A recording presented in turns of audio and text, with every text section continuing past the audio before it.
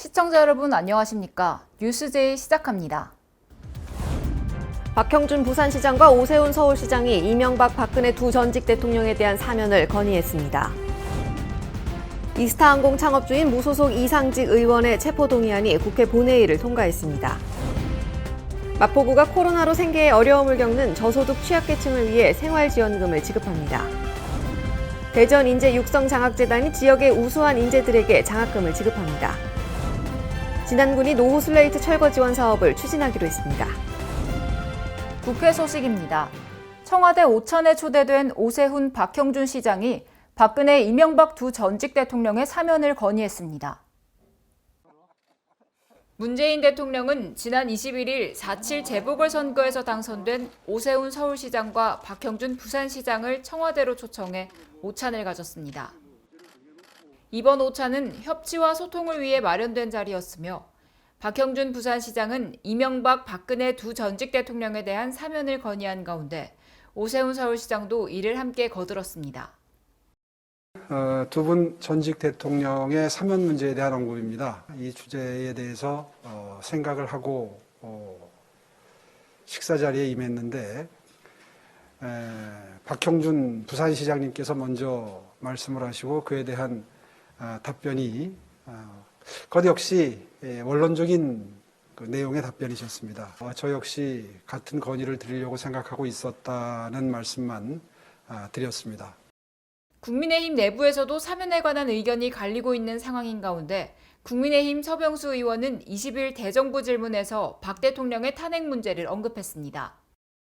과연 박근혜 전 대통령이 탄핵될 만큼 위법한 짓을 저질렀는지, 전직 대통령을 이렇게까지 괴롭히고 방치해도 되는 것인지 보통의 상식을 가진 저로서는 이해하기 힘듭니다.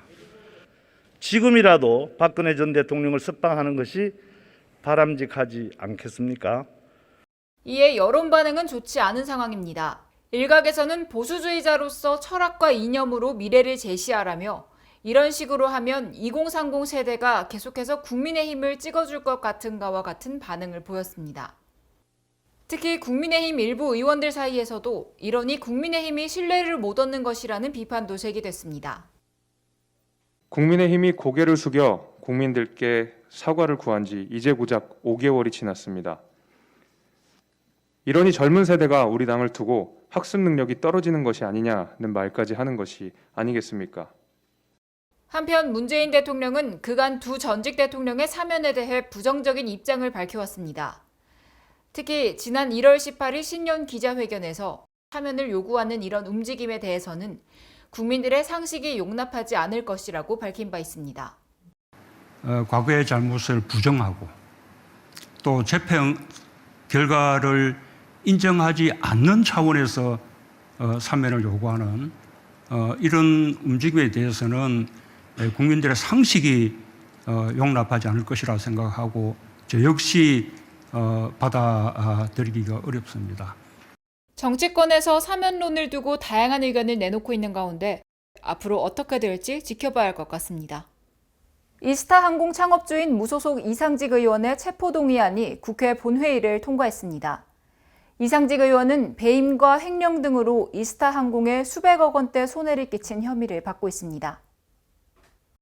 지난 9일 검찰이 이스타항공 창업주로 회사의 재산상 손해를 끼친 혐의를 받는 무소속 이상직 의원에 대한 구속영장을 청구했습니다. 혐의로는 특정 경제 범죄 가중처벌 등에 관한 법률 위반, 업무상 횡령, 정당법 위반 등이 있습니다. 주된 내용으로는 2015년 이상직 의원의 아들과 딸은 이스타항공 최대 주주에 올랐습니다. 이들은 페이퍼 컴퍼니를 만들고 불과 2달 만에 100억 원대 자금을 가져왔습니다. 검찰은 이 의원이 이스타항공 주식을 싸게 넘기도록 관계사들에게 지시했다고 봤습니다. 편법 증여를 위해 이 의원이 회사에 끼친 손해는 약 430억 원으로 추정됩니다. 다만 국회 임시회기 중 피해자인 국회의원을 체포하려면 법원이 체포동의 요구서를 관할 검찰청을 통해 국회에 전달해야 됩니다. 이상직 의원은 체포동의안 처리를 앞두고 동료 의원에게 입장문을 보냈습니다. 이상직 의원이 보낸 입장문에는 선출된 공직자인 자신을 검찰이 오만하고 폭압적으로 탄압하고 있다고 주장했습니다. 이에 정의당은 반드시 체포동의안을 처리해야 된다고 밝혔습니다. 본회의에서 반드시 체포동의안이 처리되어야 합니다. 이상직 의원에 대한 철저한 사법 처리와 부당하게 피해를 입은 이스타항공 노동자들에 대한 구제가 신속하게 진행되어야 합니다. 국회는 21일 본회의를 열어 이 의원에 대한 체포동의안을 통과시켰습니다. 의사일정 제1항 국회의원 이상직 체포동의안을 상정합니다. 이상직 의원은 신상 발언이 끝나고 마이크가 꺼진 뒤에도 검찰을 탓했습니다. 국회를 통해 입법부 권위와 자존심을 살려서 검찰의 오만한 수사권 남용에 대한 준엄한 질책과 경종을 올려주시기 바랍니다. 하지만 동료 의원들의 의견은 달랐습니다. 총 투표수 255표 중 가 206표, 부 38표, 기권 11표로서 국회의원 이상직 체포동의안은 가결되었음을 선포합니다. 이 밖에 이스타항공의 특혜 채용 문제도 불거지고 있는 상황입니다. 이상직 의원에 대한 체포동의안이 가결된 지금 횡령, 배임 등의 혐의가 향후 어떻게 처리될지 지켜봐야 할 것입니다.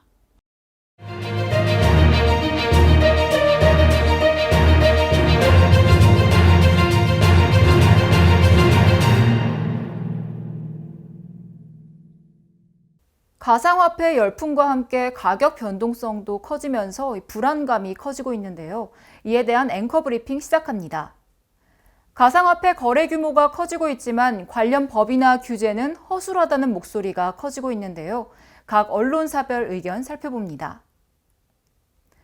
A일보는 거래소 투자자 현황 분석 결과 총 249만 5천여 명 중 20대가 32.7%로 가장 많고 30대가 30.8%라고 말했습니다. 취업난과 더불어 과거와 달리 돈을 모아 집을 사기 어렵다 보니 1억 원을 투자해 100억 원을 벌었다는 등의 성공담에 솔깃할 수밖에 없다고 설명했는데요.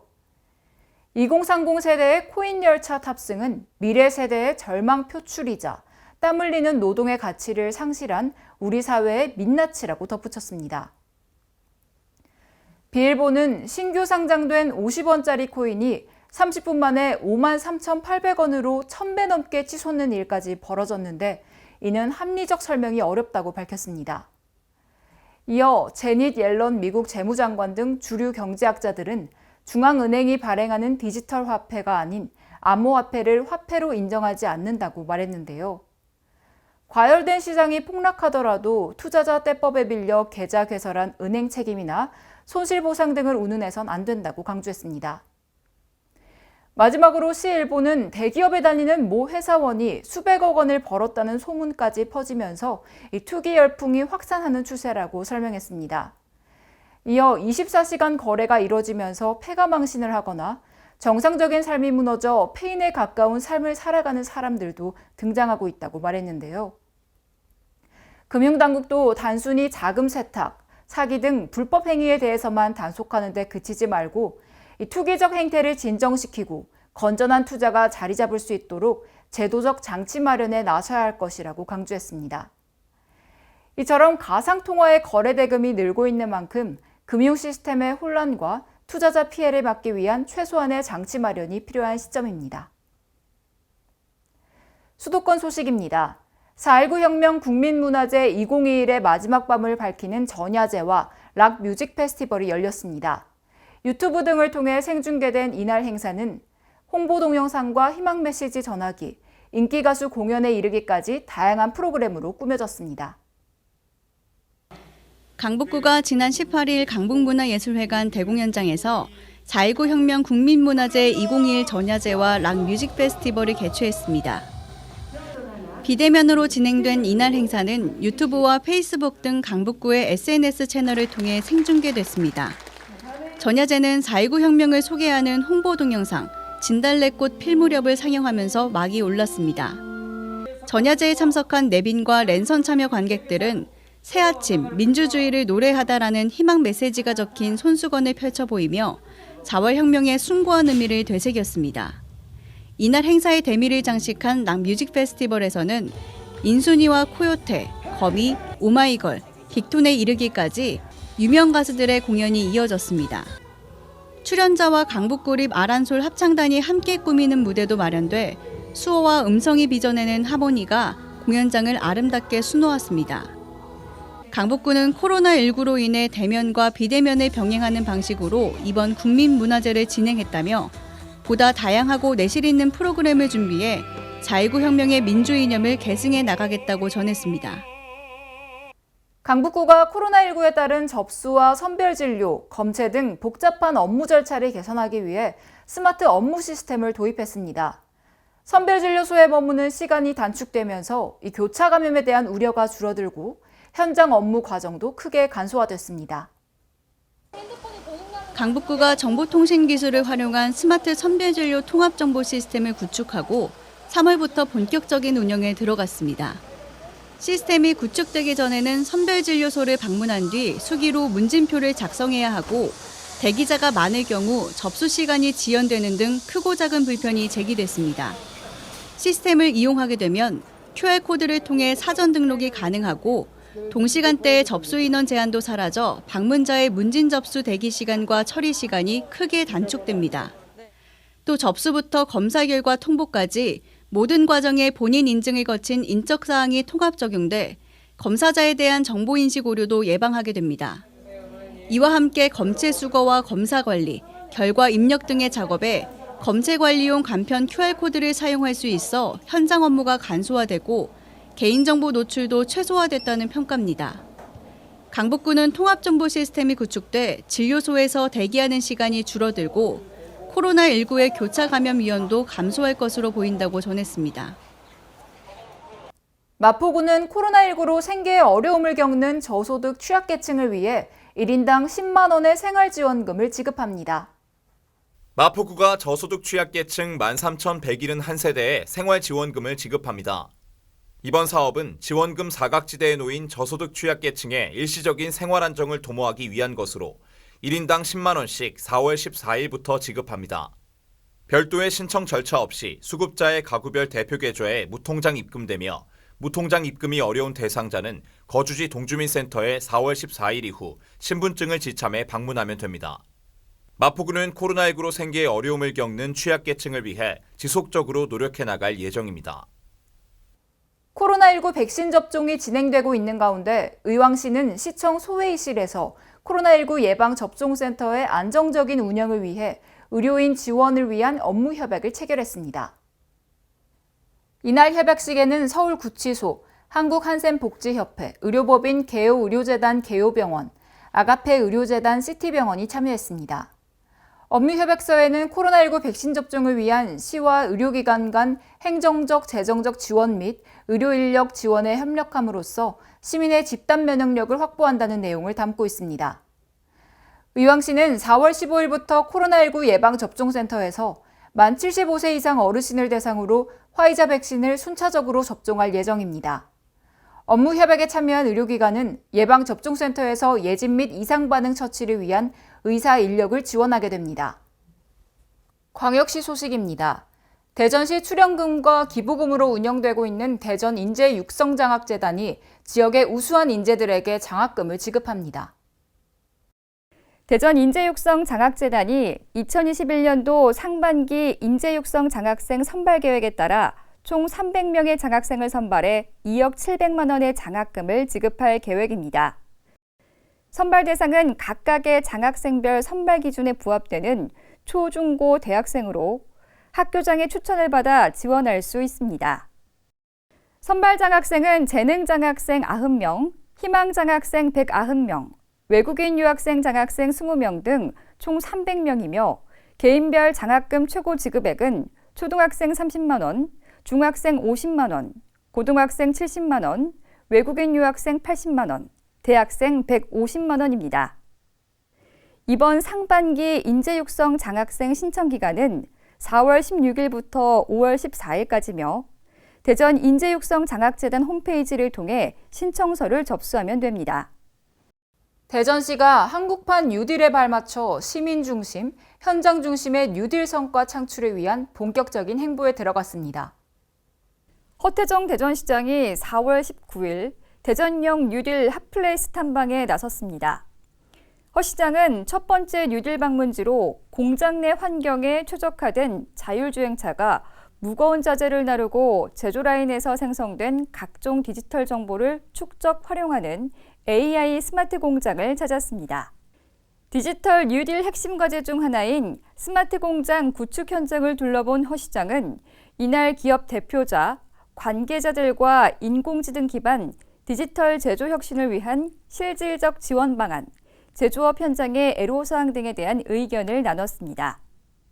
한편 지난해 7월 대전역 뉴딜에 착수한 대전시는 올해 2월 실행 계획을 수립, 대전역 뉴딜 10대 특화 과제를 선정했으며 매월 1회 뉴딜 핫플레이스 탐방을 진행할 계획입니다. 광주시가 지난 16일 서구 현장 대화를 끝으로 5개 자치구 순방을 마무리하고 지역 발전을 위해 적극 나섭니다. 광주시와 자치구의 협업을 강화하고 시민들과 직접 소통을 위해 추진된 자치구 릴레이 현장 대화에서 서구 주민들은 지역사회 통합돌봄 선도 사업에 예산 지원을 건의했으며 광주시는 정부의 사업 확대 추진 방향에 맞춰 국비 지원 건의를 적극 추진하기로 했습니다. 아울러 치평동 행정복지센터 공공청사 그린 리모델링 사업 지원에 대해서는 서구가 토지를 확보하면 시에서 지역공동체 사업 대상으로 적용해 지원할 계획입니다. 현 치평동 행정복지센터 옆 건물이 치평동 치안센터가 올해 2021년 2월부로 폐쇄됐습니다. 매입 후 공공청사 그린 리모델링을 추진하고 주민자치 및 맞춤형 복지사무실로 활용하고자. 이 밖에도 광주시는 관내 영구임대주택에 거주하는 노약자, 주거약자 등을 대상으로 추진 중인 시설 개선 사업을 통해 어르신 케어 안심주택 조성을 위한 주거 지원에 힘써 살기 좋은 광주를 만들어갈 방침입니다. 광주시가 오는 7월 자치경찰제 시행을 앞두고 컨트롤타워 역할을 수행하게 될 자치경찰위원회의 위원 선정을 완료했습니다. 자치경찰제는 지방자치단체에 경찰권을 부여해 시민과 밀접한 교통, 생활안전, 여성 청소년 등의 치안행정 서비스를 지역 특성에 맞춰 제공하는 제도입니다. 광주시는 자치경찰위원회 초대위원장으로 김태봉 전남대학교 법학전문대학원 명예교수를 내정했으며 시의회 등으로부터 추천받은 6명의 위원과 함께 검증 절차를 거쳐 다음 달 10일자로 임명할 예정입니다. 자치경찰 업무에 대한 전문성도 가지고 있어야 하지만은 시민들의 그 어떤 경찰 행정에 대한 관심도 이것들을 반영할 수 있는 분을 또 뽑았고요. 그다음에 정치적 중립성, 또 그다음에 이제 그 여성 또 아동 이런 업무들이 있기 때문에 또 이런 부분들을 고려해서 저희 자치경찰위원회는 자치경찰 사무에 관한 주요 정책의 심의 의결, 자치경찰 사무감사 및 고충심사, 사무조정 관련 경찰청 협의 등의 업무를 수행하게 됩니다. 이어서 강원도 소식입니다. 평창군은 지난 15일 4차 산업혁명 기술 선도를 위해 엘텍코리아와 평창 평화데이터센터 조성에 대한 투자협약식을 체결했습니다. 이번 투자협약식에는 지역과 투자기업의 상생발전을 위한 상호협력, 성공적인 사업 추진과 경영안전을 위한 행정, 재정적 지원 등의 내용을 담고 있습니다. 이번 투자협약식은 세계 최고 수준의 데이터 센터 설립을 통해 정보통신 사업의 성장 동력이 될 뿐만 아니라 신규 고용 창출 등 지역 경제 활성에도 큰 활력을 불어넣을 것으로 기대됩니다. 엘텍코리아가 약 3,600억을 투자해 평창군 일원에 조성되는 평창 평화데이터 센터는 1기당 5,000평 규모로 총 3기가 구축될 계획이며 이를 통해 약 300명의 신규 일자리 창출을 이끌어낼 전망입니다. 지난 8일 열린 원주시 정례 브리핑에서 원창묵 시장이 원주 횡성공항을 국제공항으로 격상해야 한다는 제안을 내놨는데요. 횡성군이 이에 대한 입장을 밝혔습니다. 횡성군은 원창묵 원주시장의 이번 제안에 대해 횡성군과 충분한 협의 없이 이루어졌다며 유감을 표했습니다. 다만 현재 횡성군에 위치하고 있는 공항터미널을 이전하지 않고 활용 개발한다면 조건부 찬성이라는 입장을 밝혔습니다. 이와 함께 원주 횡성공항을 이모빌리티, AI 등 미래산업과 연계해 국내 최초 국제 복합공항으로 발전시켜 나갈 것을 제안했습니다. 또한 공항 주변 상생 거버넌스를 구축하고 오랜 갈등을 빚어온 원주 상수원 보호구역 해제의 계기로 이어지는 등 횡성 원주 상생발전의 모델이 되길 바란다고 밝혔습니다. 이어서 충청도 소식입니다. 정부가 K-뷰티 클러스터 공모 계획을 발표한 후 곧바로 유치에 나선 충북도가 준비 작업에 속도를 내고 있습니다. 5월 마무리되는 타당성 조사를 토대로 유치 계획을 확정할 예정입니다. 정부가 추진 중인 K-뷰티 클러스터. 정부는 한국보건산업진흥원이 진행한 K-뷰티 클러스터 타당성 용역 결과를 바탕으로 올 하반기 공모에 들어갑니다. 충청북도가 K-뷰티 클러스터 유치를 위해 준비 작업에 나섰습니다. 충청북도는 일찌감치 화장품 산업 육성에 나선 만큼 K-뷰티 클러스터 유치로 오송과 오창을 화장품 중심지로 만든다는 계획입니다. 우선 현재 진행 중인 청주 K-뷰티 클러스터 구축 타당성 조사 연구 용역은 다음 달 완료됩니다. 이를 토대로 유치 조성 계획을 확정할 예정입니다. 특히 보건복지부 등 관련 부서에 청주, 오송, 오창 지정을 지속해서 건의하고 최적지라는 점을 부각시킬 전망입니다. 또한 오송과 오창이 갖춘 장점도 부각합니다. 화장품 제조 판매 기업 116개가 둥지를 트는 등 직접화와 산학 연관의 조화로운 화장품 산업 발전 여건도 최대 강점입니다. 여기에 오송에 들어서는 국제 K-뷰티 스쿨은 헤어, 메이크업, 네일아트를 교육하며 2023년 완공돼 교육 인프라도 갖추게 됩니다. 보령시의 만세 보령쌀 삼광미 골드가 최고의 브랜드로 자리매김해 눈길을 끌고 있습니다. 지난 20일 2021 대한민국 대표 브랜드 대상 시상식에서 만세 보령쌀 삼광미 골드가 지난해에 이어 2년 연속 대한민국 대표 브랜드 대상을 수상했습니다. 이날 시상식에서는 김동일 시장과 배덕재 NH농협은행 보령시 지부장 등이 참석했는데요. 이번에 수상한 만세 보령쌀 삼광미 골드는 매출액과 시장 점유율 등의 사전 기초조사와 전문가 그룹 조사를 통해 대표 브랜드로 선정됐습니다. 만세보령쌀 삼광미 골드는 농림축산식품부가 주최한 대한민국 명품쌀 선정평가에서 최우수로 선정된 바 있는 등 국내 최고의 쌀 브랜드로 자리매김하고 있습니다. 전 국민에게 사랑받을 수 있도록 앞으로 더 정말 잘 농사를 지어서 우리 지역에서 최고의 브랜드 가치를 높일 수 있도록 함께 만들어가겠다는 말씀을 드립니다. 한편 대한민국 대표 브랜드 대상은 2006년부터 대한민국의 대표 브랜드를 발굴하여 글로벌 명품 브랜드로 육성하기 위해 제정된 상입니다. 경상도 소식입니다. 양산시가 양산 사랑카드 배달 서비스를 제공하기로 해 소상공인과 소비자의 부담을 덜어줄 것으로 기대됩니다. 양산 사랑카드 배달 서비스는 별도의 앱을 설치하지 않고 양산 사랑카드 운영 위탁사인 코나아이가 개발한 배달 플랫폼을 기존 앱에 탑재할 예정입니다. 이에 따라 가맹점 검색부터 주문, 결제까지 하는 방식으로 결제는 양산 사랑카드로만 할 수 있습니다. 특히 소상공업소의 경우 민간 앱의 높은 중개 수수료와 광고비 부담이 없어 비용을 크게 줄일 수 있는 장점이 있으며 카드 결제 수수료는 민간의 3.3%보다 저렴한 3%만 내면 됩니다. 이 같은 양산 사랑카드 배달 서비스는 이달 말부터 특별 가맹점을 모집하고 6월 중순부터 본격적인 운영에 들어갈 예정입니다. 포항시의회가 민의를 대변하며 포항 시민의 곁을 지킨 지 어느덧 30년입니다. 포항시의회는 지방의회 개원 30주년을 맞아 기념식을 갖고 그동안의 성과를 공유하고 향후 의회 운영 방안에 대해 논의했습니다. 포항시의회는 15일 지방의회 개원 30주년을 맞이해 기념식을 개최했습니다. 이날 기념식에서는 의회기 개양, 30년사 영상물 상영, 공로패 전달 등이 진행됐습니다. 지난 30년간 포항시의회는 시민들의 요구와 기대에 부응하고자 지역 발전과 시민 복리 증진을 위해 활동했습니다. 특히 지진 발생 원인 규명, 피해 보상 근거 마련을 위해 대규모 결의대회, 청와대 건의 등의 활동을 이어가며 지진특별법 제정에 기여했습니다. 또 포항의 미래 먹거리를 발굴하고 4차 산업시대를 선도하기 위한 신산업 육성에 집중했으며 가속기 연구소와 같은 신산업 인프라 확대에도 지원을 아끼지 않았습니다. 아울러 물류 산업을 선점하기 위한 산업 클러스터 조성과 국제 네트워크 확대에도 앞장섰습니다. 포항시의회는 코로나19와 경기 침체, 인구 감소 등 현안 해결을 위해 집행부에 대한 견제와 감시보다는 대안제시 위주의 의정 활동을 펼친다는 방침입니다. 또 실질적인 지방자치가 실현될 수 있도록 선도적 의정 활동에 꾸준히 집중할 계획입니다. 전라도 소식입니다.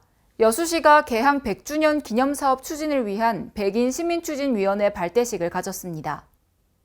여수시는 공개 모집과 시민단체 등의 추천을 받아 전문가와 시의원, 시민사회단체 대표와 27개 읍면동 시민대표 등 각계각층 100명을 선정했습니다.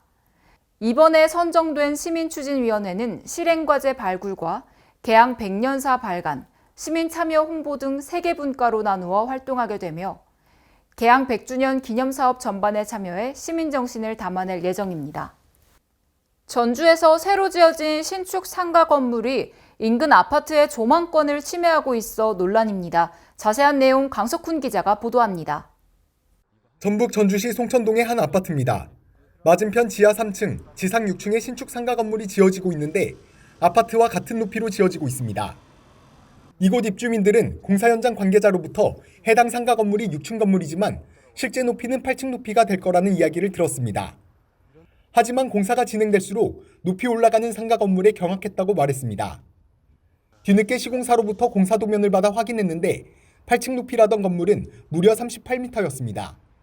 전주시에서 책임 있다고 생각하거든요. 왜 그러냐면 이런 큰 건물이 들어오면 그 바로 옆에 있는 주거단지, 주택단지 이 주민들하고 좀 상의도 하고 이런 높이로 올라가니 양해도 구해야 되고 그래야 되는데 오히려 저희들 기망했어요.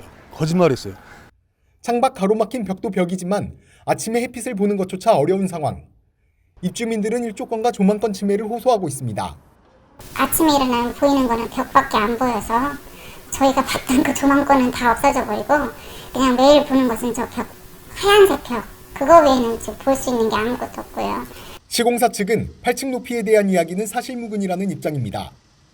저가 그렇게 말하거나 그런 적은 당연히 없고요. 저희 측에서 정식적으로 뭐 여기는 8층 높이입니다 이렇게 말한 적도 없고 어떻게든 돈 들이는 거 말고는 할 수 있는 부분은 최선을 다해서. 해당 시공사는 개인 사생활 침해와 범죄 등 문제를 예방하기 위해 건물 후면부 창문이 열리지 않도록 설계했고 불투명 유리로 대체했다고 설명했습니다. 또 휴게 공간도 열리지 않도록 조치할 예정이라고 말했습니다. 지금까지 전북에서 강석훈이었습니다. 부안군이 독자적인 브랜드 동진수미 핵감자를 출시하고 직거래 판매를 시작했는데요. 황인아 기자가 자세한 내용 취재했습니다. 부안군이 독자적인 브랜드 동진수미 핵감자를 출시하고 대대적인 직거래 판매에 시동을 걸었습니다.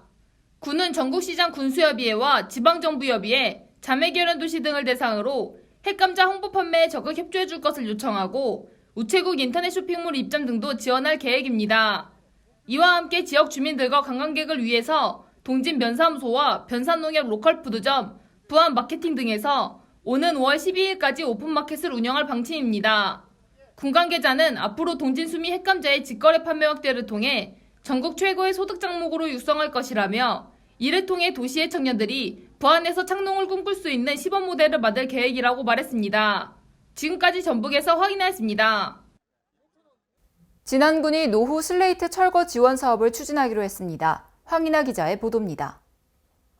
전북 진안군이 28억 원을 투입해 노후 슬레이트 철거 지원 사업을 추진합니다. 올해 철거 물량은 주택 700동, 비주택 45동, 지분 개량 75동으로 전북도 14개 시군 중 최대 물량입니다. 진안군 슬레이트 철거 지원 사업은 2012년부터 추진돼 2020년까지 슬레이트 건축물 총 1,303동을 철거한 바 있습니다.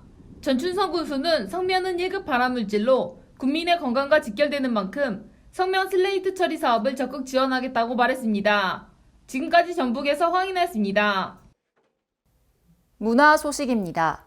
국립민속박물관이 상설전시관 1 한국인의 하루를 개편해 관람객을 맞이합니다. 국립민속박물관은 기존 전시에는 없던 상인을 추가해 산홍공상의 하루를 재현하고 봄을 맞아 봄철 생활상 자료를 꾸몄습니다. 특히 봄철 농부들의 거름내기와 쟁기갈이, 안악내의 나물 채취와 계절밥상 체험 영상까지 봄철 계절감이 깃든 한국인의 하루 모습도 볼 수 있습니다. 이번 전시는 아침 만물이 깨어나는 시간, 낮 노동이 집약되는 시간, 밤 모든 활동이 마무리되는 시간, 근현대의 하루 변함없는 일상의 시간으로 구성됐습니다. 부처님 오신 날 연등 행렬이 올해는 온라인으로 열립니다. 지난해 코로나 사태로 연등회가 40년 만에 취소된 데 이어 올해도 선제적 방역 조치에 따른 것입니다. 부처님 오신 날을 축하하고 연등회의 시작을 알리는 봉축 점등식이 28일 오후 7시 서울시청 앞 광장에서 개최됩니다. 점등탑은 5월 30일까지 켜지며 전통등 전시회, 온라인 연등 행렬, 유튜브로 만나는 전통 문화마당 등 다채로운 온라인 행사들도 펼쳐집니다. 특히 부처님 오신 날을 앞두고 서울 도심을 수놓았던 연꽃등과 단체 행렬 등 전통등 전시는 확대 개최되며 5월 15일 오후 6시 조계사에서는 연등법회 유네스코 등재 기념식이 봉축됩니다. 국립한글박물관이 야외 전시 책 밖으로 나온 옛 이야기를 박물관 잔디마당에서 개최합니다. 국립한글박물관은 야외 전시 책 밖으로 나온 옛 이야기를 5월 30일까지 박물관 잔디마당에서 개최합니다. 특히 다음 달 13일부터 시작하는 기획특별 전시 친구들아 잘 있었니 교과서 한글 동화를 미리 만나는 자리로 토끼전, 토끼의 재판, 혹부리 영감의 사파를 새로 개발해 옛 이야기 마당을 꾸몄습니다. 총 6개의 옛 이야기 마당에서는 착한 혹부리 영감, 어리숙한 도깨비, 지혜로운 토끼, 교활한 호랑이 등 옛 이야기 속 주인공을 만날 수 있습니다.